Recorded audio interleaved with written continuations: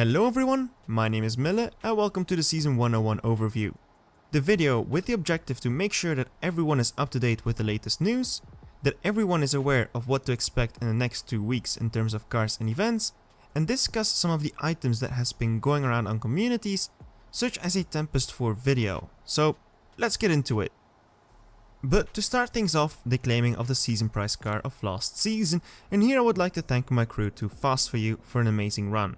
We all played together with all 30 of us to finish just shy of 135 million RP, and thinking we would finish 56th, we actually were super surprised to end up 26th, where we had a ban wave which wiped out 50% of the crews in the top 100. I'm completely baffled by this. Also, congratulations to From These Shadows with their bronze badge, which came also to them as a big surprise. By finishing so high, we also got some extra special 100th season rewards like 25 gold keys, which will come to good use, and 750 gold coins. This is what prizes should be like basically every season if we're talking about a 2-week haul. And then of course, the claiming of the both cars, the Ferrari Monza SP1 and SP2. Congratulations to everyone who won them and also to the crews reaching the SP2 milestone. Aside of the modders who got finally rightfully banned, this season was actually quite tough. Before calculation, the 100th position was roughly 131 million, which is an insane number. All season long, the maxed out lobby was completely full and players were swapping all the time, and I don't think I've seen as many people ever play in a showdown as in the last 2 weeks, which kind of proves that putting the top 10 to a top 100 prize is really not that bad of an idea. The competition will get fiercer over time, like it did with the top 10, because a year to a year and a half ago, 135 million was good enough for top 10, now it was top 50. And if the gates were to be opened, imagine what it can do. All cap top 100? And this way the impact of modders will not have the same effect as it is limited to the top 10. I will put a poll on top, let me know what your thoughts are about this. Should it go back to top 10 or stick to the top 100 for purple stars, or what in between about top 50? Back to the cars now, the Monza SP1 and SP2 might not be the fastest Ferraris in game, but they are by far the most unique ones, and with a performance of a high 7.7 for the purple star and a low 7.8 for the gold star, they are great collector pieces that might one day show up as a golden cup. But to my surprise, the SP2 for now does not seem to come in a different color than black, but time will tell. And to fully close off the 100th season, if you achieved more than 500,000 personal RP in the past 14 days, you should see the Shark Liberty Walk Huracan in your support gift tab. If you have proof of achieving higher than 500,000 and you did not receive it, contact support. This Huracan is an 8.2 plus seconds car, which is not the fastest, but look-wise, it is definitely in the top 10, and it's a great collector piece. The TVR Griffith you see here will be the season prize car for season 101, and I have to put something straight here. In the update video, I indicated it might be the wrong color, as it carried the same paint name as the Sagaris, but they seem to have a different tone. But I stand corrected. The color you see here is the final color meant for the top 10 crews. The new Griffith is actually an interesting car, as many thought TVR was pretty much upside down, but in 2017, they surprised many by showing the runner-up of the iconic Griffith series at the Goodwood Festival of Speed. Just like any other British muscle car by TVR, this embodies the driver's experience, where instead of technology, they prefer to use nifty, intelligent engineering to give that raw driving experience when going around the track, but not with the prettiest design. Like mentioned earlier, the version you see here will be for the top 10 crews, while us milestone players will get this magma red version, which honestly does not look that bad, and I just love the exhaust placement. In terms of looks, it's different, but that is something we are familiar with when talking about TVR. Performance wise, I did not get to test it yet, but again, I expect a 10.4 to 10.5. But for more, I'll have to forward you to the Season Max video, which will come around next week. The Prestige car, and it's one which has the same style backlights of the TVR. What a coincidence, the new Toyota Supra. Yes, we finally have it, and no, I'm not gonna be childish and make another Z4 joke, as that would just not be original, just like this car. Just kidding, despite sharing the same base as the Z4, this is a car that can stand on its own. When released, the expectations were high due to its predecessor, because the MK4 just set the bar so high. And many of those expectations were crushed when it was released, but it seems those views have changed and this car has gotten some traction. Personally, I'm not the biggest fan of the standard design.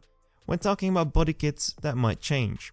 But for now, we have to deal with the standard version, and the GR in the name you see here stands for Gazoo Racing, the team that ran the Supra last year in the 24 hours of the Nürburgring, and they finished in 41st overall and 3rd in their own class. The goal of this Supra is to be more of a compact sports car. With the twin turbocharging the rear wheels, with a near perfect weight distribution, it's a lovely car to cross the track with and just to drive on mountain roads. The 10 times drop rates on the silver crates start tomorrow, and there are 11 specs to pull. And to be fair, the car comes fully to its right in this yellow spec and the A90 Europe inspired edition. But there are some differences with the cars which have the dark rims, but for that one you will have to wait for the Season Max video. The events, and we can expect two, with starting tomorrow the new Bugatti Chiron Pur Sport Golden Cup, which will come with an Evo Cup, which I'm pretty sure of, as there are two versions in game, a pullable blue Gold Star version and a red Purple Star version. But this event only shows the Gold Star, so how can we get the Purple Star? Well, the Evo Cup, which will appear once you finish the legendary Golden Cup, will reward you this exact car.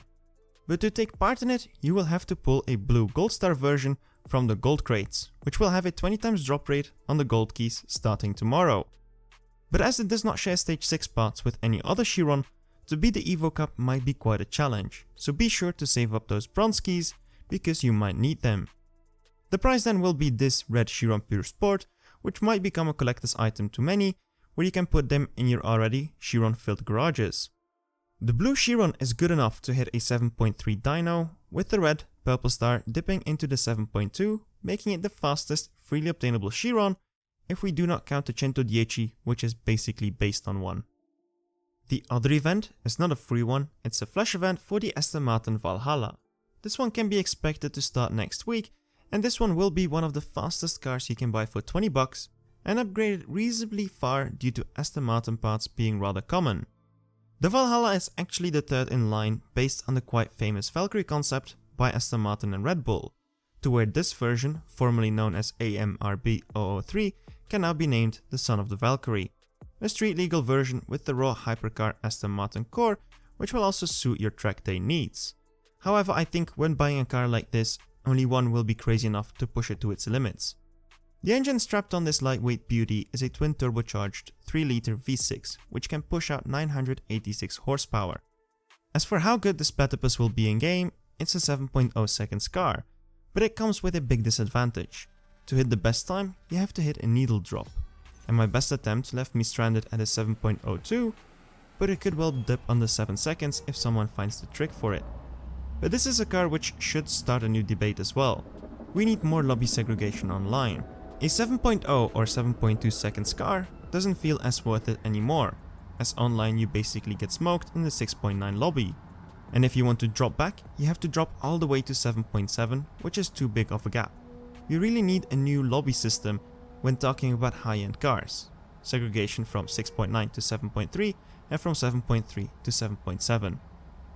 Two more things I want to talk about shortly. First up, the showdown. There is a new fixed pattern, it seems like, where at the start of the season there will be an elite showdown, allowing us to use elite custom cars to win elite tokens to further level them up. And then starting the second week, a championship showdown, where the fastest car will be the last season prize car, with some other cars for a fair matchup. But what is more interesting about the last season championship showdown is that it was a lot more enjoyable, as players seemed to be able to hit the 3000 trophies finally. It was very reachable to a point where many could obtain it even with the slower RX-7 Rocket Bunny. But more important, a vast amount of people got the crew RP, which was rewarded along the way. So unlike the past, not only cheaters get rewarded, so basically an even playing field. I do not know if this is due to having more active players during a crazy season, or the races rewarding more points. But if it was a change, I hope it's kept, as it's a good one. I have to say I had a blast last season with it. Now, to close off, there is a Tempest 4 video going around, and I want to warn people about this. This video is not true. The claimed Tempest 4 cars you see in that video were cars used by Rico when facing him in Tempest 3. We do know some potential cars we can expect coming up in Tempest 4, such as the Tier 2 Z4M Coupe, the Tier 3 Charger RT, and the Tier 5 SLR McLaren, as those are cars used by the bosses in each tier when building up in the story mode. Out of those theories, the least likely to happen is the one that was told to you in that video. So be wary with information being spread and use your brain to distinct fake from real. Same goes for trick videos and loads of clickbait that just keeps going around. And with that said, I will close off for real. It was a fun season video to make, I hope you enjoyed it. If you did, please leave a like, subscribe for more content like this. My name is Mille, see you around, and keep racing.